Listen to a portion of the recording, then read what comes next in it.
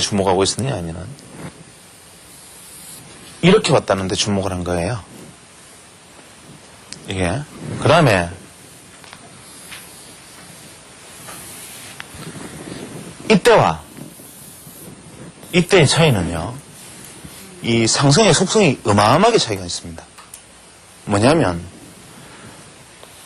이때와 이때는 시세를 주도하는 이 메인 모멘텀의 어떤 주체가 있었고요. 이때는 모든 시장 참여자들이 소위 말하는 긴가민가 하면서 그냥 서로 이 평화가 유지되기를 바라면서 지지부진하게 끌려간 흐름이었죠. 그것은 어디에서 나타났느냐 하면 40주 이평을 우리가 코스피를 만약에 살펴보면요, 이런 형태를 취하고 있습니다. 40주 이평은. 이 40주 이평이 이런 모멘트를 보이는 것으로 봐서는 아직 시장 상승 추세 유효합니다. 이것이 이렇게 오지 않는 한 유효한데, 지금 이제 곧 40주 이평이 이렇게 꺾이겠죠, 지금은. 그죠? 근데 어쨌거나 이렇게 왔는데, 시세를 보면요, 지난번 상승은 당연히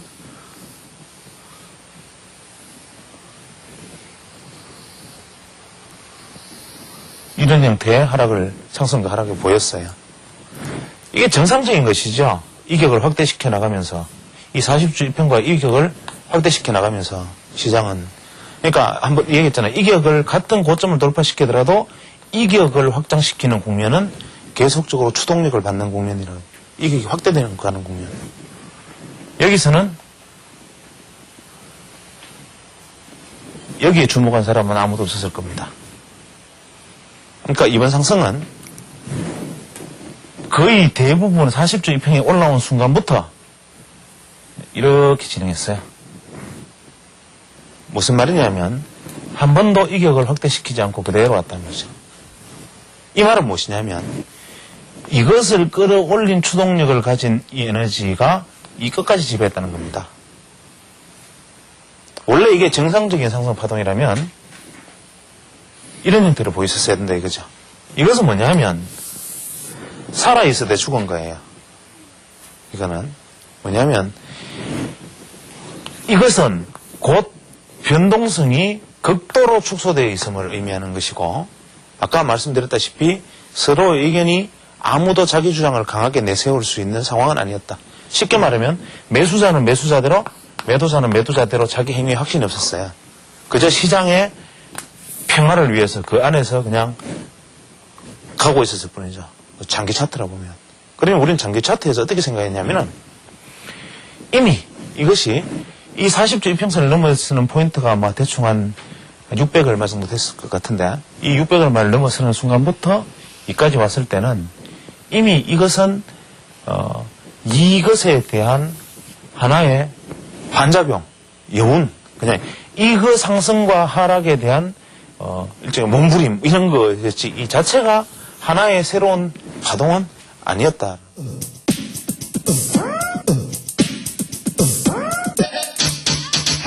이것은 여전히 이 하락에 대한 반등 이후에 새로운 그림을 그려가야 하는 준비에 지나지 않는 거예요. 그래서 이 경우에는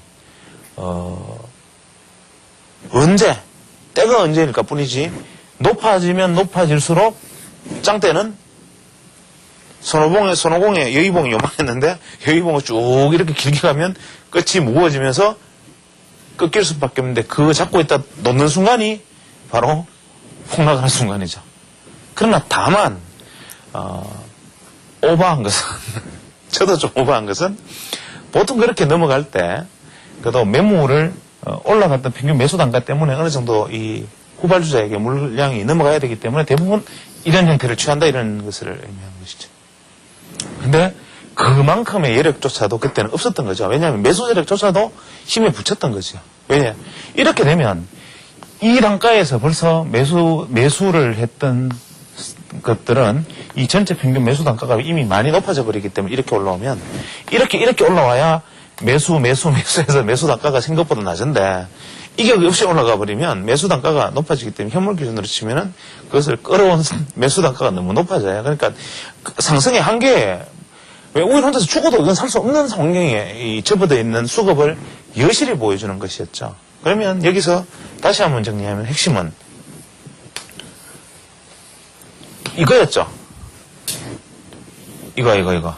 제가 좀 과장해서 그랬습니다만은 이미 제가 누차 말씀드려왔던 그 논리를 보면 이거는 못 가는 겁니다. 두 번째, 42편 기준으로 만약에 생각한다면 시세가 이렇게 와야 되는데 이렇게 왔죠. 이것은 뭡니까? 극단적인 변동성 축소 과정이었으니까 여기서 무너질 쪽은 변동성이 확 열려버리는 거죠. 그래서 목이 거의 다 왔다. 그 다음에 이것을 돌파하는 것은 안 된다. 왜? 느슨하기 때문에. 바로 현재 930, 900에서 바로 1000포인트로 뛰어넘는 강한 상승은 어렵다. 왜? 각도가 내리기 때문에. 그러면 왜 밀려도 확 밀린다고 생각했는가? 그것은 올라갈 때 변동성이 낮았기 때문에 한쪽으로 누군가가 깃발을 확 들어버리면 전원이 쏠려버린다. 러시가 일어날 것이다.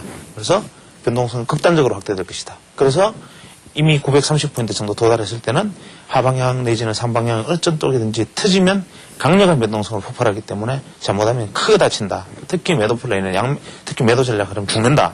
이런 얘기가 가능했던 것이죠. 제가 점장이라서 그런 게 아니라 예를 들면 다순하지 이야기를 듣고 보면 그러니까 누차 강조했던 것들이 기본입니다. 다만 그 기본을 어떻게 생각하고 적용하느냐에 달린 문제지요. 그죠? 그래서 그거를 제가 각도 맨날 느슨하면 안 됩니다. 떨어지는 각도보다 상승하는 각도가 커야 됩니다. 예각이어야 됩니다. 이것이 진짜 가는 겁니다. 예각이 아니면 소용없습니다. 예각이 아니면 죽었다 다시 가야 됩니다. 시장은 죽어야 삽니다. 이런 얘기들이 다 그래서 나오는 얘기단 말이죠.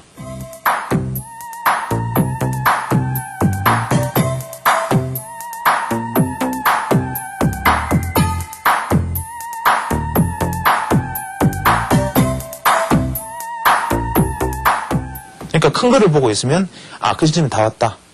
똑같은 상황이 벌어지면 이제 다 아시겠죠. 이거는 우리가 큰 그림에서 일하지만 장중에도 이런 일을 자주 겪습니다. 실제로 우리가 이 일주일에 몇 번씩 하루에도 한두 번씩 이런 형태의 그림들이 나타나지요. 그래서 저런 것들은 뭐냐면 보통 우리가 염두에 두고 있어야 되는 상황. 시장이 등락을 할 때 보여주었던 등락 각도와 다시 살아나거나 죽을 때의 각도를 살펴보면 이것이 진짜 새롭게 형성되는 파동이냐 아니면 이것이 시들거나 혹은 역으로 허를 찌르는 파동이냐라는 것을 예측하게 해주는 거기 때문에 우리는 항상 추세의 모멘텀의 방향을 의식하고 있어야 됩니다. 그 방향뿐만이 아니라 이것이 오르는 이 힘, 각도, 그 다음에 두 번째 중요한 이격, 이거를 항상 염두에 두고 있어야 됩니다.